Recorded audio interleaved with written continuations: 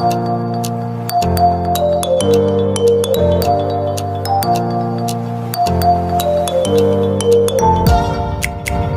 The Antiquities. The Antiquities, oke. Okay. Ya, The Antiquities. Ya, book 19. Yes.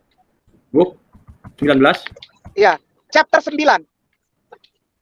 Chapter 9. Oke, geser ke bawah cari chapter 9. Cari chapter 9. Geser ke bawah terus cari, ini kan chapter 1. Cari chapter 9 Ustadz Bung Ade. Oh ini dia Ustadz, siap. Ada. Ustadz. Nah, Ajar Ustadz. saya baca ini. And thus, saya baca ini. Siap. And thus, ya. Saya bacain. And thus did King Agrippa depart this life. But he left behind him a son, Agrippa by name, a youth, in the 17th year of his age. Ya. Jadi dia punya anak yang berumur 17 tahun. And 3 daughters, dan 3 anak perempuan. One of which namanya satu, Berenice atau Berenike. Ya. Halo teman-teman, berjumpa lagi dengan Brother Phil. Saat ini kita akan kembali menanggapi Ustadz Kainama dengan segala kebohongannya. Seperti yang saya sudah sebutkan kemarin, bahwa Paulus tidak ada hubungannya dengan Herodes. Tetapi, kali ini Ustadz Kainama yang akan menunjukkannya sendiri. Jika teman-teman ingat kemarin, dia mengatakan bahwa Drusilla adalah saudari dari Paulus.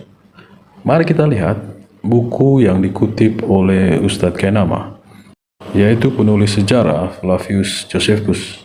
Tetapi sebelumnya, mari kita ingatkan kembali apa yang dikatakan Ustadz Kainama kemarin. Ustadz, ya.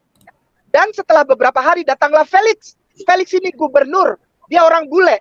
Dia bukan orang Yahudi. Felix orang bule. Dia gubernur perwakilan Romawi yang disuruh ke Syria. Syria.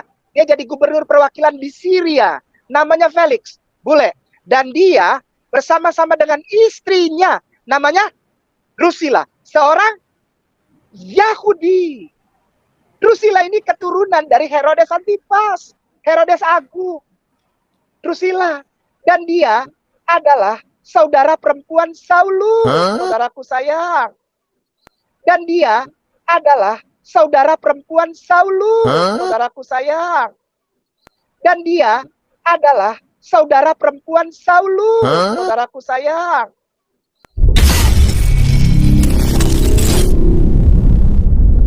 Oke teman-teman, kita sudah dengarkan tadi bahwa kemarin dia mengatakan Drusilla adalah saudara perempuan dari Paulus.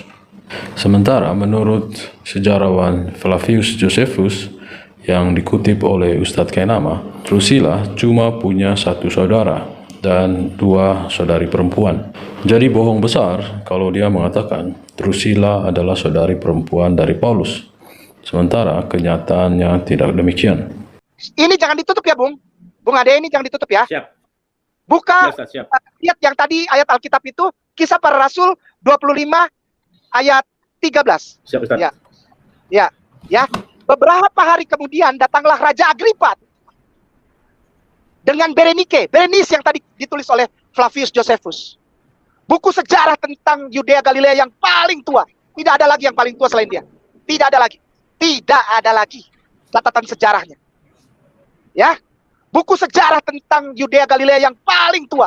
Tidak ada lagi yang paling tua selain dia. Tidak ada lagi. Tidak ada lagi catatan sejarahnya. Ya.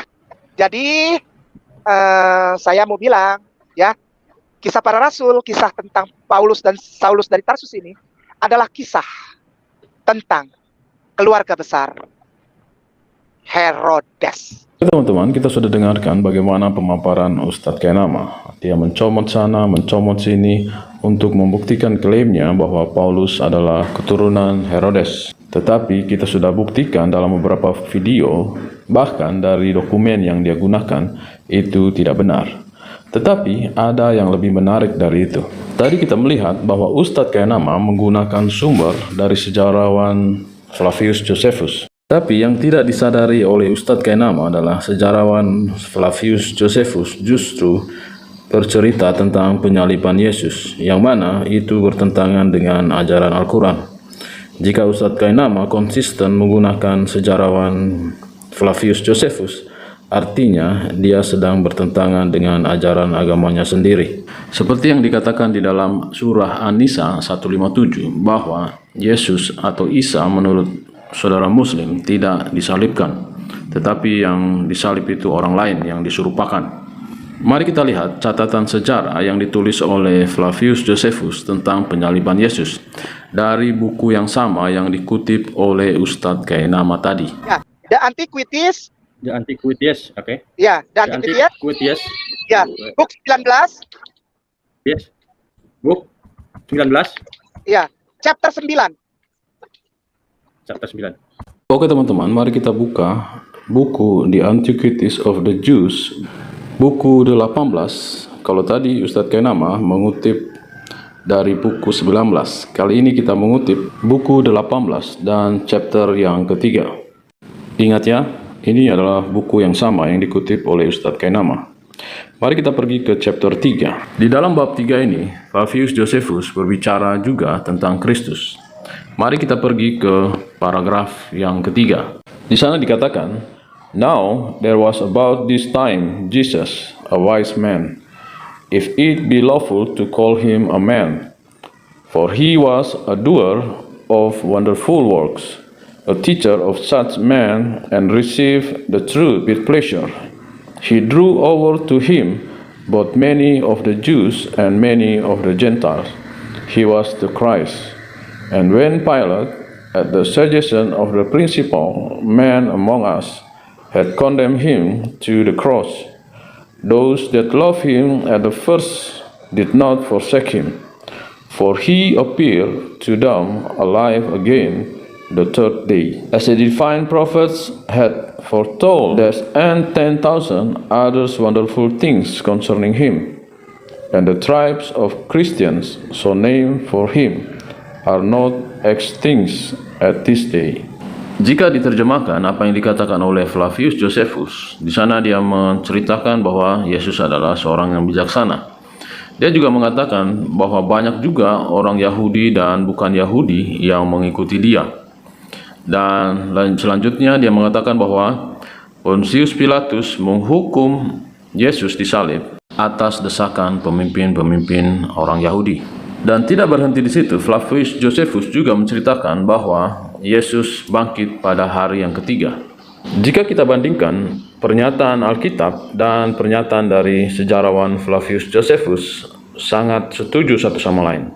Tetapi menariknya jika kita bandingkan sejarawan Flavius Josephus dengan Al-Quran yang diyakini oleh Ustadz Kainama justru saling bertentangan.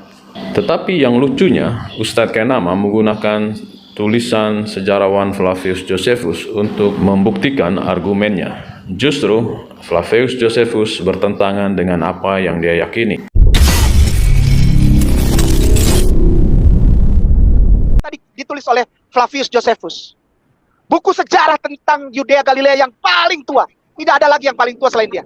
Tidak ada lagi. Tidak ada lagi catatan sejarahnya. Ya.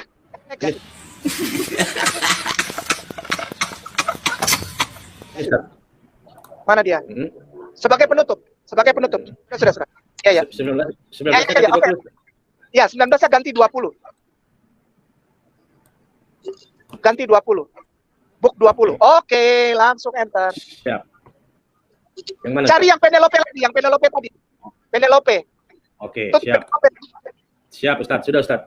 Alhamdulillah. Cari lagi chapter 9 lagi, Bung Ade. Siap. Aman, Ustaz. Tafadhol, Ustaz. Mana? Nah itu, turun ke bawah cari angka 4. Ini kan angka 1 nih. 91. Ya. Turun ke bawah cari angka 4 kecil. Oke.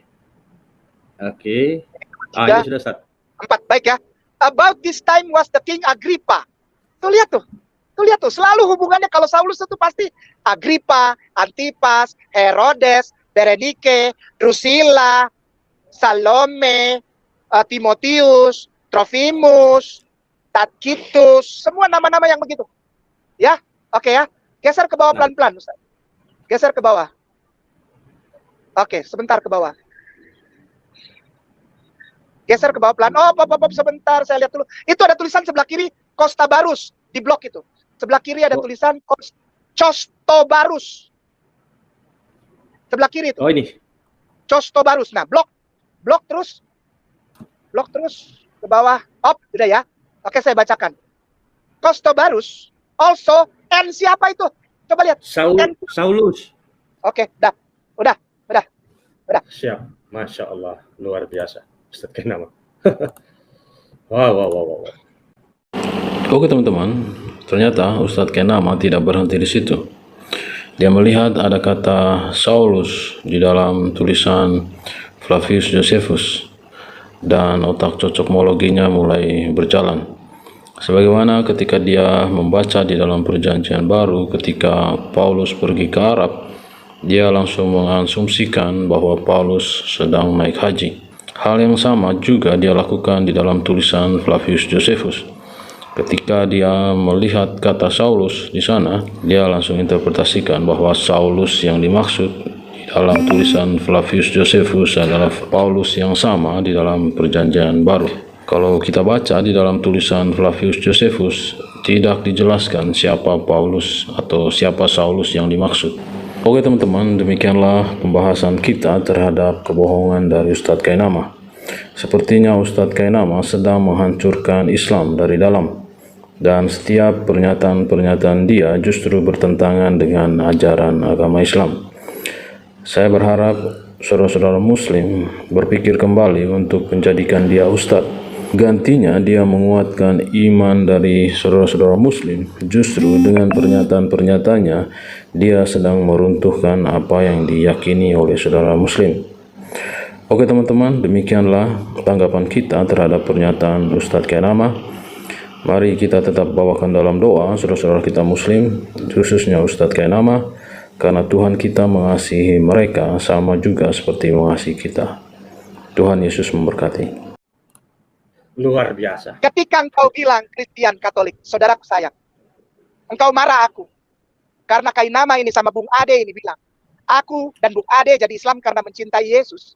Lalu kau marah saya cuma mau bilang, kenapa saya jadi Islam? Mengucapkan, asyhadu alla ilaha illallah wa asyhadu anna Muhammad Rasulullah. Karena aku mencintai Yesus. Aku tidak mau mencintai Paulus.